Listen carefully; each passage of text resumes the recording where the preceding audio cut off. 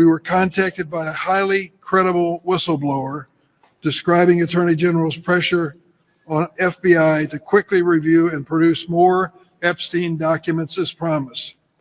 For 2 weeks in late March, the FBI assigned approximately 1,000 personnel in its Information Management Division and hundreds of additional agents from the New York field office to work 24-hour shifts to review and produce more Epstein documents.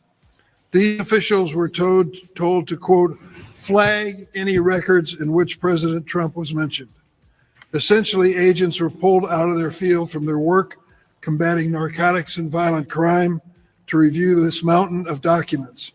Other important FBI work was effectively shut down, according to the whistleblower. Using tens of thousands of personnel hours at the expense of public safety for no other reason than to try to bolster baseless claims you've made is unconscionably reckless. We were contacted. Great to be here. You've had a hell of a day. So thank you so much for being here. So a lot has happened today, and I just tried to outline it. The full Oversight Committee said is going ahead with the subpoena. What happens next? Well, next, after Comer signs it, right? He said it. He has to sign it. He signed the one for Maxwell within 24 hours. So he says that we expect it. Then the DOJ has to release those files to the Federal Law Enforcement Ranking Subcommittee, to the minority and majority, and we go from there. But right now, what we asked for were the unredacted, complete files. At the end of the day, if someone has participated in child sex trafficking, I don't care if they're a prince or a president or if they're anybody in between, they should be held accountable. They were just trying to make this a both sides thing to make up for the fact that they were being hypocrites, that they said that this is what they want. You saw it, right? We read off all of the members of the subcommittee who called very publicly for these files to be released. We saw that they ran on this in the last election, from Trump on down to all of his folks. They all ran on this. So they're just trying to distract from the fact that they're being hypocrites, that they know that they're choosing to protect Donald Trump over the very victims that they keep giving lip service to, that they're choosing to protect Donald Trump over transparency for the American people that they're calling for, the very base, and all Americans of all different parties. And that's really what that was about. Now by Pennsylvania Congresswoman Summer Lee, who you just saw. All right, there you have it. Good morning and welcome to Let It Be Known. I'm your pilot today, Niele Anderson. Stacy is out today, but we have a lot of headlines to get through. And that's the top of the ticket today. Top of the show, we're going to be talking about the 92%, the impact this Trump Klan administration is having on us, but how we continue to save this country. That was Representative Summer Lee, who basically led the push to subpoena the Justice Department for the Epstein files. The House Oversight Committee on Federal Law Enforcement, which is led by Republicans, did approve her motion. And it occurred just as the House, of course, were trying to run and hide. And I'm talking about Republicans because there's a lot of Democrats still on Capitol Hill, particularly the Congressional Black Caucus. And so the GOP leadership moved up and they decided to do what's right and a vote for 8-2. So shout out to Representative Summer Lee for making sure that even she's helping the Republican voters, because they want to know what's in those Epstein files, and it was a Black woman to do it. So just want to say good morning, Nancy Wall. I see Orange G, of course, is SWAC T-shirt day. And so we want to give a shout out to all our HBCUs. I have an HBCU alumni coming up shortly, but let's continue to run through these headlines. So Donald Trump continues to pick on people on TV, and this time he's going after women on The View. Now he's threatening to cancel The View, and of course we know he feels like he has that power after we see what happened to late night show host Stephen Colbert. Now he's mad at The View. He's pissed because Joe Behar said that he's jealous of Obama, okay? And so he sent his clan over and he's threatening to come after The View just like he did Paramount. And so, of course, we'll definitely be paying attention to see what happens to The View. It's a very popular show, but we also know what women do, and when they get mad, he could be in a lot of trouble. So we'll be monitoring that story as well. But before we get to my first guest, I want to go through two stories that are impacting Black women. As we know, 92% of Black women voted for democracy, but it wasn't enough. But let me tell you what's happening. The 2024 McKinsey Women in the Workplace report shows white women are on the rise while Black women remain overlooked. Now, undersupported, underpromoted, and penalized for the very leadership traits companies say they value, we're just not being seen. Now, the report made from a survey of nearly 300 companies employing over 10 million people found that workplace bias continues to hit Black women the hardest. While women overall have made notable strides, Black women remain underrepresented. And of course, this is according to the 2024 McKinsey Women's Workplace Report. Another story that broke, in just 3 months, nearly 300,000 Black women left the U.S. labor force. Now, their labor force participation rate has now dropped below that of Latinas for the first time in over a year. And more than 500,000 Black women still haven't returned to the labor workforce since the pandemic began, leaving their real unemployment rate just above 10%. And we know we only make up less than 13% of the national population, but we're above 10% of unemployment. So these statistics are frightening, but we shall overcome. So I want to bring in our first guest. Joining us now is Dr. Shawna Charles. She's an esteemed communications executive and a visionary founder of Charles Communications Group. Good morning, Dr. Charles. You got to unmute your camera. And Stacy is out today, if I didn't say it, and he will be back. That's okay. I'm here. I can work with you. No problem. I love it. I love it. I'm so glad. We have to bring the joy because the two stories that I just talked about are, frightening and shattering, especially us as Black women. We are part of that number. So talk to us about why you think these horrific statistics are happening to Black women. So, it's very unfortunate. And I know everyone is worried about national politics, worried about our economy. And yes, that is part of the reason. But really, this administration policy is what is really hurting Black women and hurting our employment. We are over concentrated in areas that they are cutting: government, education, and these are all of the industries and sectors that are being hit, from local, and statewide to national. And so we are being hit hard in the work that we're doing. And DEI, right?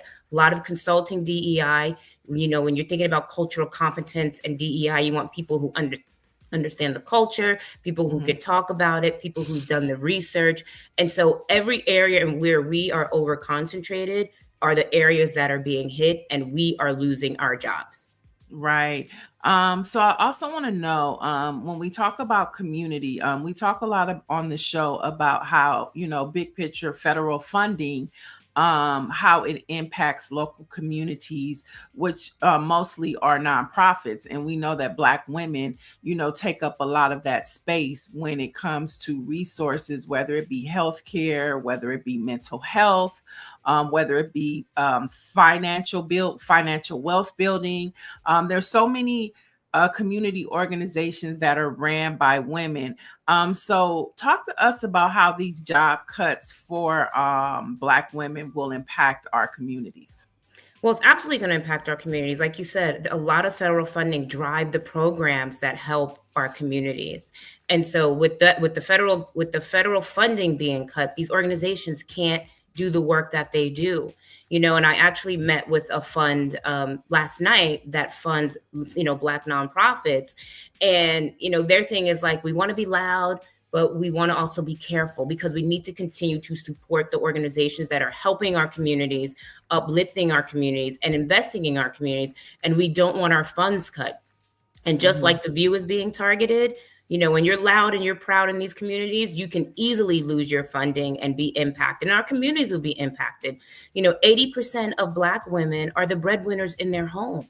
When they lose their job, it's not just them losing their job, their families become insecure. Then you're looking at more food insecurity. Not only that, we're talking about federal money, but you know how many corporations are cutting jobs? Geico cut 30,000 jobs. UPS is cutting 20,000 jobs. Department of Education is cutting jobs, right? BET laying people off. This is impacting not just Black women, but impacting the people that we love, we serve, and how we thrive. It is attacking our livelihood. You're here in the Los Angeles area, and we know that Mayor Karen Bass is one of her key components when she ran was to address the unhoused and find solutions to solving the homeless crisis, and pretty much looking to be a model as a national model for other cities and states to follow. When we look at these statistics, how much do you think women, Black women in particular, will be impacted by or be unhoused because of what's happening with this job crisis for Black women? A lot of it's going to depend on how financially stable, they are. You got to think interest rates are high, people's mortgages are high, food is high. So a lot of it is really going to be on personal responsibility and how well you save, how well you move forward, how quickly you pivot. If you find transferable skills and getting to new industries, if you find new jobs, if you become entrepreneurs. So there's going to have to be a lot of creative thinking about how we survive. And I use that word purposefully because we are in survival mode to not become unhoused, to not become food insecure, to not become stressed, which leads and impacts your mental health. We can see suicide is on the rise. And so a lot of it is going to be on some personal planning. We can lean on our government, but they can only do so much, right? And so a lot of it is going to be some personal responsibility on how you figure this out, how you survive through this economy and through what is happening that unfortunately you can't control. All you can control is you and how you help your family make it through this. You brought up the word pivot, and let's talk about a pivot when we're living in a world where you might have to change some things. Can you give us or take a deeper dive in what you mean by a pivot? Well, you always hear people talk about like, well, what are your transferable skills? What kind of job did you have that you can now do? Jobs are being faded out. AI is coming in, technology is coming in. So really looking at, what can I do next? What's a sector or industry that I can quickly ramp up and, be successful in or be able to take care of my family. And there are industries out there. You just have to be willing to potentially take that chance or really think about how you position yourself and sell yourself to get the job. It's competitive. That's the other thing. It's really competitive right now because a lot of people are losing their jobs, right? And people are also willing to take less. Like at this point, they just want to be able to pay their mortgages, get food on the table. I've had some friends tell me, look, I've canceled my vacations because I'm just not sure, and so I need to save that money just in case something hits me and that I just don't know right now. So people are thinking about how they do that. But when you're thinking about the workforce, you have to think about how do you take the skills you have and that you have learned and potentially pivot that into something else. And so as we talk about the pivot and we talk about higher education and going back to school, would you recommend that in this day and time, like taking on more loans to do a pivot? I think that's a personal decision. I wouldn't recommend taking on more loans with now how even student loans are changing and how, you're losing your, your savings plan, your deferment plans. But I would look into industries that are driven by labor, That would be my recommendation. And that would look like construction industry, right? When you think of construction, people think, be contractors, but I'm talking trade school. Less than 2% of women are electricians. Less than 1.5% women are plumbers. You have HVAC, you have glazers, which is glass, you have pipe fitters. I mean, a lot of these things are, transferable skills where you can go. There are apprenticeship programs that are free, right? Try to find the free education. Use your community college, use your community colleges, use apprenticeship programs, use training programs, find the free education, and that will help you get a job or help with, job placement.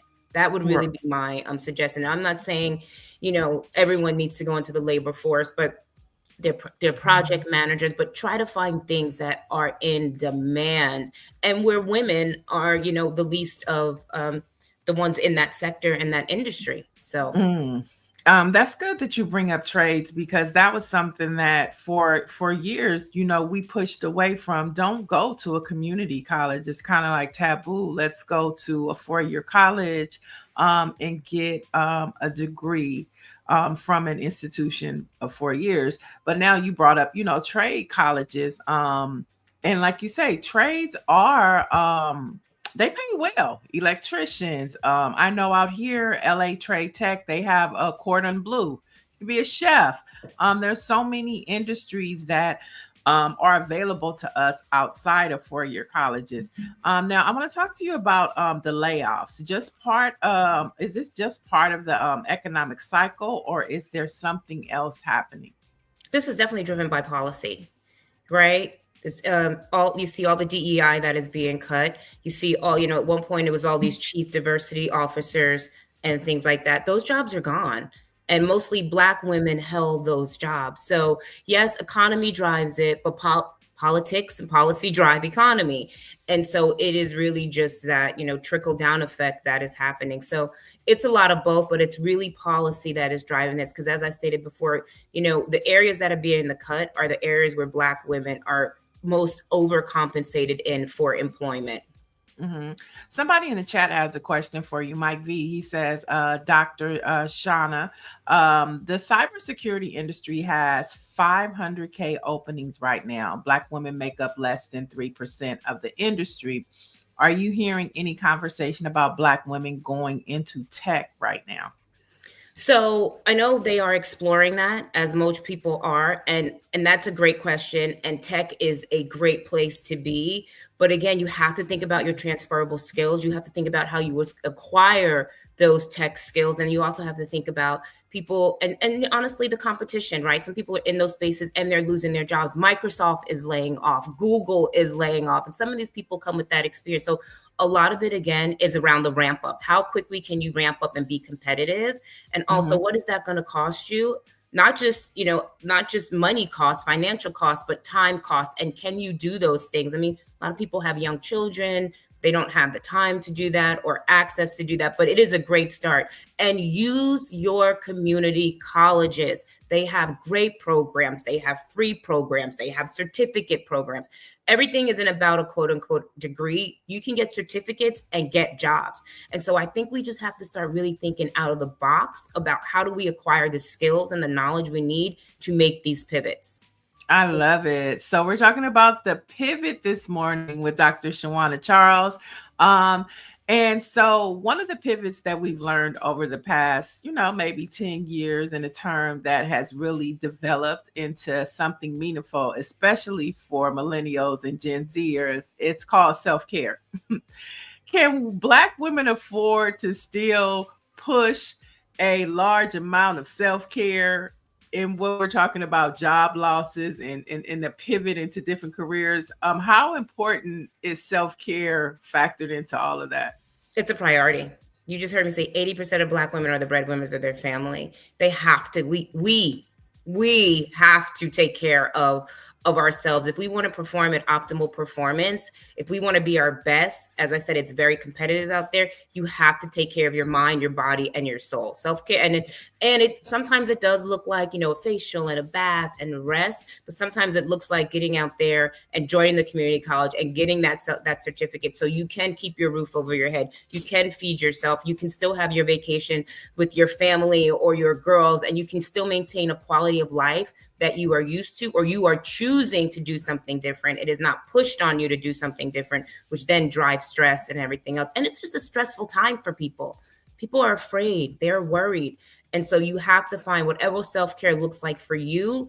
Please invest and carve out the time to do that. What does self-care look like with a small budget?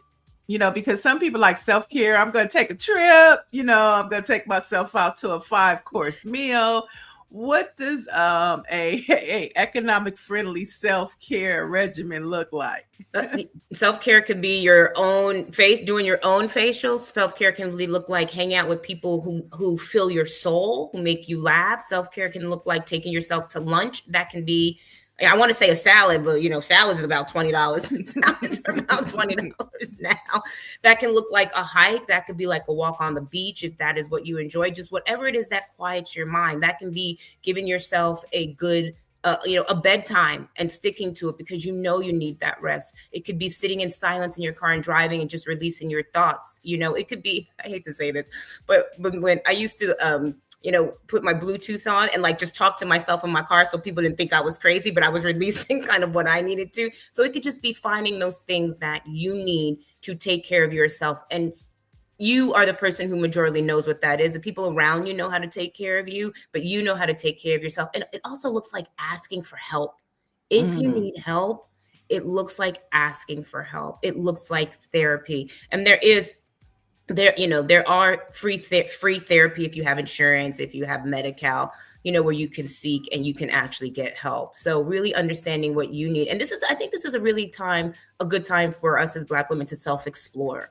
What are some things we always wanted to do that we haven't? What are some things we might want to do differently? What are some things we might want to try? Just don't be afraid to get out there, and do it and try. And if it works, it works. If you like it, you like it. If it doesn't, then you pivot into something else. But what we can't do is back off, completely shut down, because then the snowball effect of all the other things just start happening, which become more stressful. And like I said, suicide is up right now.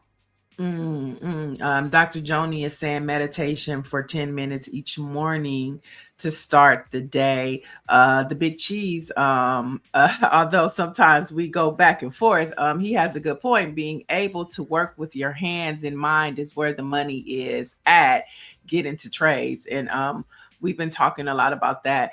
You brought up mental health. And so what are some of the trends you're seeing as it relates to mental health and Black women and men as well? Well, if you notice, you can see, you hear like Black women are saying like, I'm stepping back, I'm not in this one, this one is not for us, because they're tired, right? And rightfully so, but tired also can't be what we lean on to just stop doing and fighting, because we are, regardless whether we're directly in it or not, we are impacted. And so we have to realize, how much do you step back? When do you come back? Kind of how do you ebb and how do you flow? And so that's also really important. But like I said, trends are up, stress is up. You hear people all the time say, "Oh God, I'm so stressed." I don't know what's coming, and you see it. Like I said, I've had some friends say, "Look, I'm not going on that vacation," because they're trying to minimize their stress of spending those thousands of dollars, having a great time, and then coming back like, I can't pay my mortgage, or I'm struggling to pay my mortgage, or I'm in my savings. So people are trying to find ways to minimize their stress, and we know stress is usually built around finance, right? That's probably one of the things that stress people the most, like paying my bills, paying my mortgage, paying my rent, paying my car note. So it does mess with your psychic if that check don't hit when it's supposed to. Right. And you it changes your whole energy pattern. So I think you have a good point on that. Michelle Madison said, my daughter treated me and my granddaughter to a manicure and pedicure. And sometimes self-care is just as simple as that. So before we let you go, Dr. Shawna Charles, tell us a little bit about how people can tap into your resources. Oh, absolutely. They can find me at Doc Shawna on Instagram. My name is Shawna Charles, so feel free to look me up. You can DM me. You can also reach out to charlescg.com. That is Charles Communication Group. We are a communications group here in Los Angeles, and we do strategy, we do marketing, we do media around social impact work. So feel free to reach out on that. Greer has a couple questions for you. She said, you said suicide is up. I haven't heard that. What are you hearing? Hearing, do we see, I don't know her last name, but do you see Anne? She was on Top Chef. She is Guy's sister. They just found out she just killed herself, right? So you see all these people who are in the spotlight who are also, and we don't know what their struggles are. That hasn't come out, but you're not taking your life because you're in the happiest of places, right? Right. You're taking your life because something is weighing down on you. The rate for Black men in suicide is up, right? We kind of used to be like, well, that's not a Black people don't kill themselves, right? But now we see that it is happening more. So I was looking for some quick statistics for you because I didn't have them on me, but it is up. The risk for suicide is up, and our administration is cutting some of the suicide hotlines. Right. Yeah, we've been talking about that a lot, especially with the queer community, how the whole suicide hotline has been cut. And then before we let you go, we've been talking a lot about Black women. What are you hearing as it relates to Black men? Around work or around self-care or just in general? In general, like just basically the topics that we were talking about when it comes to pivoting, when it comes to employment or unemployment. What are you hearing about Black men? I think Black men have to, they have to be prepared too. I think why people talk so much about Black women is because of our presence, because like I said, 80% of us are breadwinners, which is stability. And so I don't have, the statistics on Black men, but I'm sure they are also being impacted, whether they are single, whether they are husbands to wives who are the breadwinner, because now they have to start thinking, what do I do differently? Do I need to get a second job? How do we maintain our family? So again, the impact is not just, it's not singular. The impact is for our community, right? I have friends that just call me like, are you good? You okay? You need anything? Because they want to make sure that, we're also thriving. And don't forget, we are also the majority of women who aren't married. So a lot of us are doing this alone. Right. A lot of us are doing this by ourselves. And so you have to lean on your community. You have to lean on your friends. You have to lean on people you trust and you love. And sometimes you don't want to burden them with that. And so I this is where I part ways with the Big Cheese. I want you to respond to this. He said the boss chick era is officially over. Do you agree? Yes. No. No.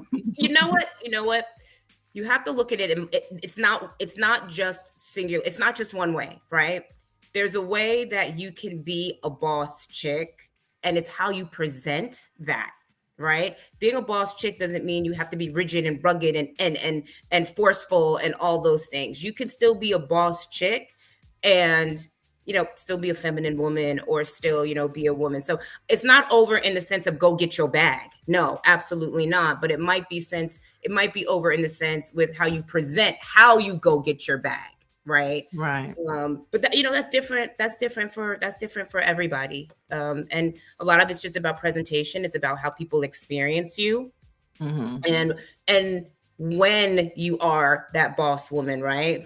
What do they say? From the boardroom to the bedroom, right? And so you're different type of bosses, right? You're as a mom, you're a boss, you're a mom of your family. And work, you're a boss, you're leading your organization, right? And so you're different. You're a boss in many areas of your life, but you're different type of bosses that have different type of approaches. And you just have to know when to use that approach. He's also talking about Black American women should also take a second look at getting married to a good Black man. It takes two to make it. Do you see that? Because I mean, the statistics are high for single women across the board, right? Yeah. And the older you get, your tolerance level is low for bullshit. Let's just say it. Right. But do you think that that is something that our community has gotten away from, which is two home incomes, marriage, and things like that? Do you think there's some truth to that? I think there is some truth to that, but I don't know if it was purposeful. It might be by default, right? Women just not getting married more. I do think there was a era of time that women were really focused on their work. I mean, we're the most educated, right? You don't just sit at home and get educated. You're out in school, you're focused. We ain't trying to waste our money. We're trying to get our jobs. We're trying to be successful. We want to buy homes. We want to do cars. We want to take care of our families. And so I don't think it was purposefully happening. I think it happened by default, and focus just shifted. And now it's kind of shifting back around to, families and having children. But I think it's happening later in life for a lot of women. But I think people are coming back, and in this economy, people, Yeah. I want somebody to have that pillow talk with, because it's tough out here. I just want somebody to take out the trash. Well, you tell them that on the pillow, okay? No. No, but I think it's by default, and I think it's systemically designed, especially for our Black community. I want to thank you so much for joining us. We have Dr. Shawna Charles on. We're talking about Black women, 92%. And we're giving the Black men some tea as well. But you are welcome anytime. Thank you so much for getting up this morning and joining us. Thank you for having me. Have a great day. You too. All right. We're going to continue the conversation, and we're going to pivot. We're going to head to Oklahoma, where the Muscogee Creek Nation Supreme Court ends apartheid and restores freedmen citizenship. Now, after decades of denial, Creek freedmen descendants win battle for citizenship in a case where anti-Blackness could have threatened tribal sovereignty. So joining us now to break down what all of this means is civil rights attorney Damario Solomon-Simmons. Welcome to the show. Hey, good morning. How you doing? I'm good. Thanks for joining us this morning. Can you share with our tribe that we have here what this means? I want to break down for me personally, when it says Muscogee Creek Nation Supreme Court, are we talking about the Oklahoma Supreme Court or something else? Oh, great question. We're talking about an entirely different governmental entity. The Muscogee Creek Nation is an indigenous people that were here in America when Columbus Columbus never made it here to the United States, but when the Europeans set foot here in the United States, the Creek Nation was one of those nations that were here, primarily situated in the southeast United States area in the 1830s. President Andrew Jackson forcefully removed us to what is now known as Oklahoma. Many people call that the Trail of Tears. Realize that the Trail of Tears included 40% of the people looked like you and I. They were Black people. And so that's what we're talking about. And so it's the Muscogee Creek Nation. The Muscogee Creek Nation is the fourth largest Native American nation in the nation. It has over 100,000 citizens. Oh, that's a picture on there. This is from 2018. And that's me in the middle with the purple tie on, and the beautiful young lady on the left-hand side in the white shirt with the cane. That was my grandmother. At the time, she was 86-year-old Johnny Mae Austin. She was one of the named plaintiffs of our lawsuit. Unfortunately, we lost her in 2019. So she didn't get to see this justice in person, but I feel like she's right here with me right now. So this is personal for you. It's a case for many, but it's personal to you. So what does all of this mean? You've had this judgment. So what's next, and what does it mean for the descendants? Yeah, well, first, yes, it's very personal to me. I am a Black Creek Indian. and my lineage, I can go back with some of the most documented people in the world, and I can go back. My documents go back to the 1700s, and so my four-time great grandfather, Cal Tom, he actually was one of the 5 individuals for the Creek Nation that negotiated and signed the Treaty of 1866, which ensured that Creeks of African descent, that's the language in the treaty, Article 2, have citizenship rights, rights to vote, right to, and also ended enslavement. So Article 2 of the Treaty of 1866 is just like the 13th, 14th, and 15th Amendment to the United States Constitution that was implemented in the 1860s. So that's why this is so personal to me. Secondly, what does this mean? This means that tens of thousands of Black people who have been unlawfully disenfranchised from the Creek Nation since 1979 now regain their citizenship, their birthright, and they will have access to the benefits and resources that comes from being a citizen of the Creek Nation and of a federally recognized tribe in America. And so if you are a descendant and maybe you live now in California, are you still entitled? Yes. Okay. Yes, you are still entitled to this. So we have Creeks of African descent all over the nation, and they're in all the states, they're everywhere, and you still have your citizenship rights. You just have to submit your paperwork to the Muscogee Creek Nation Citizenship Board office. And basically how this works is you have to have an ancestor that was listed on the 1906 Dawes Rolls. And this is why, we have a lot of people say, hey, I'm Indian. I have Indian in my family. Okay. But do you have the documentation? And so if you have the documentation, like for me, my great grandfather is on the rolls, J.W. Simmons.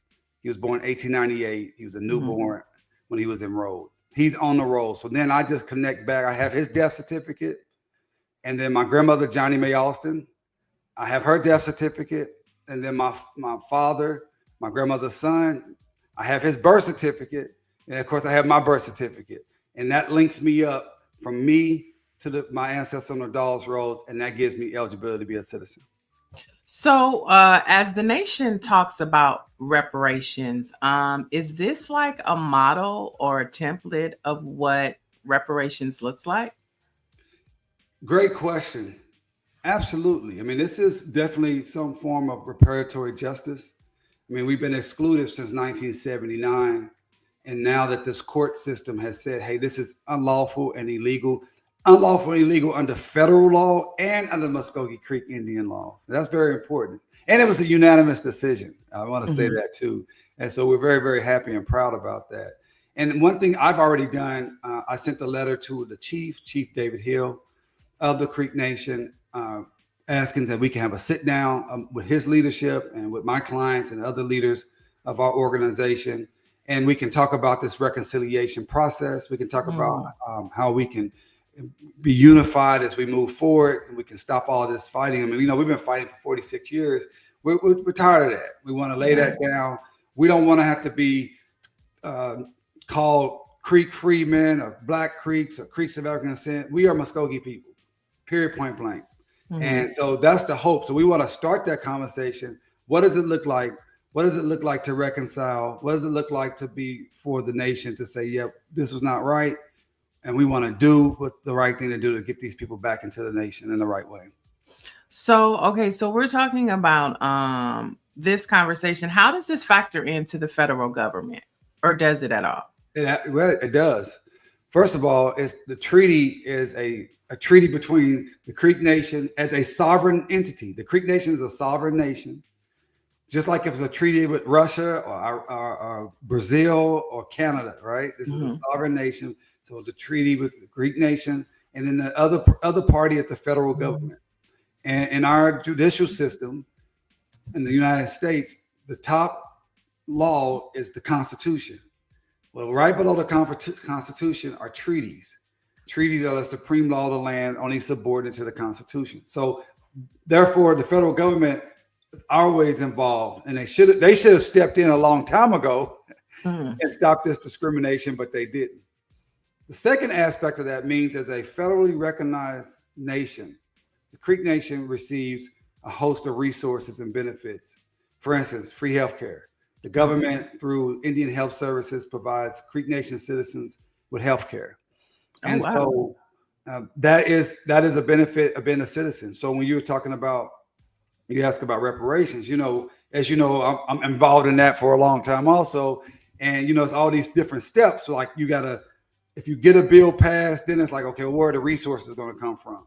Well, in this scenario, once you're a citizen, you have access to healthcare. You have access to education, scholarships, and benefits. You have access to childcare.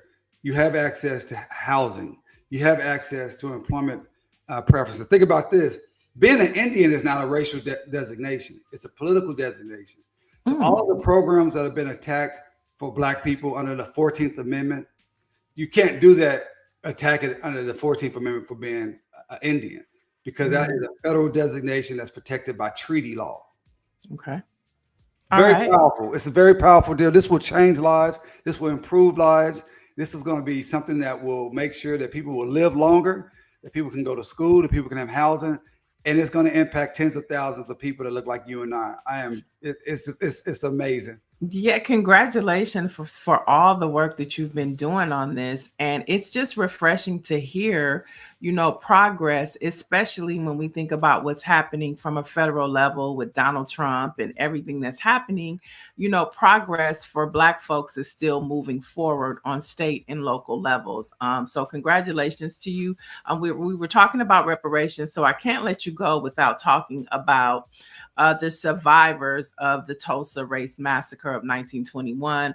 I'm talking about Mother Fletcher and Mother Randall. Those are the last two survivors, correct? That's right. At both 100. Well, Mother Randall is 100. Mother Fletcher is 111, and Mother Randall will turn 111 in November. Wow. So, Tulsa, Oklahoma announced $105 million reparations package to address the harm. So, what does that really mean? And this happened a while back. So what type of progress have you seen since this announcement? Well, first of all, hey, that happened 45 days ago. So I'm on a little roll here, Okay. Well, what they do? Yeah. I just learned this at my little cousin's graduation, high school graduation. I saw everybody doing. I was like, what is this? It's good. It's good. It's only been 25 plus years on both issues, right? But yeah, back on June 1st, our first African-American mayor, Monroe Nichols, who we worked really hard to get elected, introduced a package. He accepted many of the recommendations that we have been pushing for a long time in our Project Greenwood. And that included a $105 million trust that's been set up that will provide, again, housing assistance, it will provide scholarships, it will provide grants to our surviving entities that survived the massacre, business grants for Descendants, and other benefits. And, we didn't get everything we wanted, but we certainly made a tremendous amount of progress after 104 years of no. Right. We got some things of value. So those things are moving forward. There's a big, the mayor is, I know he's having a big meeting next week to continue to move that initiative forward. So we're feeling really good. And you mentioned it. All this is happening in a very dark time for Black folks here in Trump's MAGA 2.0, where they are ripping apart and destroying. And, I heard you talking earlier before I jumped on, Black women are being just being disappeared out of the workforce at an alarming rate. Open white supremacy is there. It's here. And we're dealing with this. This is something that in you and I's lifetime, we've talked about, we've heard it from our parents and we've read about it, but we've never experienced what we're experiencing now. And to know that we can still have progress right in the midst of that, it's inspirational. But also, when we understand our history and we look at the progress that was made in times like this, they call it the nadir, the time after Reconstruction from 1877, basically to the 1930s, where there were more race massacre, more lynching, more destruction of Black people. But we created all our fraternities and sororities. We created all of our Black colleges, all our major religious denominations. Hey, Greenwood was created. Right. Through the nadir. This is what we do. Right. So this is what we do. This is very refreshing because we talk a lot here on the show about what's happening in California, and California being the model. You know, I'm here in LA. But what's happening right now in Oklahoma definitely should be amplified, because you definitely are moving reparations forward. Before I let you go, we talked about what is happening in Tulsa. But from a federal level, we know that the Department of Justice was also looking at, and then they had some rulings. So from a federal level, is, justice for Greenwood still attainable on the table, or is that just over? No, I mean, like I said, we didn't get everything we wanted, even out of the mayor's scenario. And certainly we haven't got anything from the federal government outside of the report that was published back on January 10th and then amended. A lot of people don't know we had to fight some things that was in the report, and it was amended literally on the day, right the day before Donald Trump was inaugurated. So yeah, that's still on the table. Our good friend, Representative Al Green, many people remember Representative Green stood up to the president with his cane and said, you don't need to cut Medicaid. Representative Al Green has adopted us. Sheila Jackson Lee, rest in peace. She was a warrior for us. She took us underneath her wing. Even though she was in Houston, she was our congressperson. So she's passed away. And guess what? Another Houston person stepped up, Representative Al Green. He's taken us underneath his wing, and he's introduced legislation on behalf of Mother Fletcher and Mother Randall for them to receive $20 million apiece in reparations. And so we're going to continue to push that, and we're going to continue to push through and do what we can. Listen, in this moment, our goal is to survive and persist, right? We just got to get an opportunity so we can get past. I mean, it's only been 6 months. It's only been 6 months. Exhausting 6 months. And hey, things will get worse. It will get worse. And there will be more people disappear. People will be in jail. There will be people killed, unfortunately. But we got to just survive and persist. It's going to get better. Stay focused and do what the people in Greenwood have. I have an initiative called Think Greenwood. You can go to thinkgreenwoodnow.com, thinkgreenwoodnow.com, where I talk about the 5 pillars that created the great Greenwood community, which was community love, self-determination, ownership, wealth and education concentration, and willful resilience. We have to be in our willful resilience stage right now and refuse to be erased, and we will still emerge victorious. Thank you so much for joining us. How can folks keep up to what's happening in Greenwood and with the Muscogee Creek Nation? Yeah, well, first of all, you can follow me on all channels. Well, not maybe all of them, but Instagram, Facebook. I just got on TikTok 2 days ago. Okay. Just got 2 videos out there. At Attorney Damario, right? So Attorney Damario, reach out. You can also follow us at Justice for Greenwood across all channels. You can go to justiceforgreenwood.org. You can sign up, join us at justiceforgreenwood.org. Join our newsletter, make a donation, and then send it to 3 of your friends. And then I've talked about the thinkgreenwood.com. You can join there. We're kind of just building up. We got some things that's going to come out a little bit later. So we're just excited here for the progress. God is good. I want to give shout out to God, my ancestors, whose mighty and strong shoulders I stand on, and my wife, Mia Fleming. You go pray for my wife. She is the best, and she's holding me up. I would not be here even talking to you today if it wasn't for her. And then I have an awesome thank you, Sister Mia. Oh yeah, she's the best. She's the best. And I have an awesome team. We built a tremendous coalition that's throughout this nation, and I count you as part of that coalition. You have always been so supportive on everything we need to do. We've been trying to get this conversation. I'm always saying, Sister Niele, I want to get on here with you. It's early though. It's early. It's early. 7:30 here. But you know what? I didn't go to the gym this morning. I put my suit on for you, so we here. Yeah, so I talked to Stacy yesterday, and he's definitely gonna do a story for BlackPressUSA to help get this message out, because it's very refreshing, especially to end the week, to know that Black agenda and Black folks are still moving forward across this country in spite of what's happening with that Trump plan. So thank you so much for joining us. And when you get ready to make that next announcement, we definitely want to have you back. And I probably are going to call Sister Mia instead of you to make sure you make it on the show. That's the you call her, it's going to happen. Okay. I always tell people, if you calling me for the details and stuff, you already lost. For sure. Well, peace and love and congratulations. All right, sounds good. We'll be in LA next month, so we'll definitely look you up. For sure. For sure. Sounds good. All right. Peace and love. Bye-bye. So there you have it. Refreshing news coming out. Reparations is moving forward on the state level in Oklahoma. And I see you guys are really going in on the chat about this 2-home income. Two home man, woman, or relationships and making a strong household. Dr. Joni, Big Cheese, you always know how to push somebody's button. Okay, you're good at that. But I appreciate all the conversation going on in the chat. Just a couple more headlines before we go that you need to know about.